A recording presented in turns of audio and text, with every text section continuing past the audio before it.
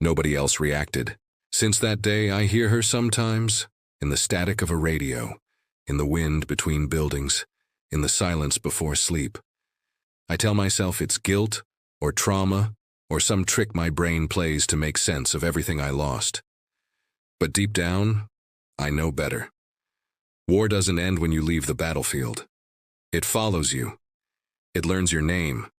And sometimes, it calls it back. They said I was lucky to be alive.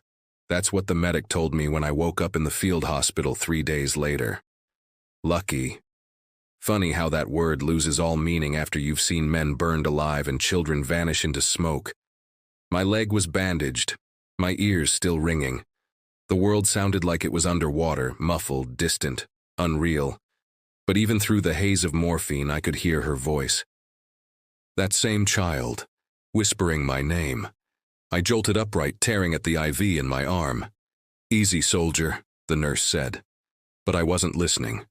I looked around the tent, rows of wounded men, moaning, coughing, praying.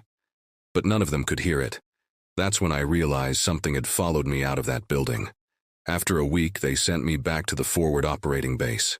I was limping, barely fit for duty, but command needed bodies and I needed to believe I still had a purpose. Morales met me at the gate. His eyes had dark circles beneath them, his hands trembling slightly as he smoked. "Didn't think you'd make it," he said, half joking. "Me neither. We didn't talk about what happened in that alley. We didn't mention the girl, but the silence between us said enough. The night as I tried to sleep, the generators outside hummed in rhythm with my heartbeat. Every time I closed my eyes, I saw her, standing in the smoke, pointing behind me. The same whisper echoed again and again. "You left me." I told myself it was just trauma.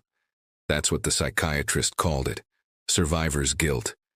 But guilt doesn't make doors slam shut in empty rooms. It doesn't turn your radio on at 3 a.m., with a child's laughter crackling through the static.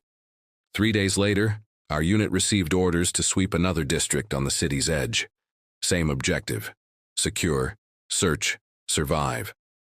But as we advanced, every corner looked familiar, like déjà vu painted in blood and dust.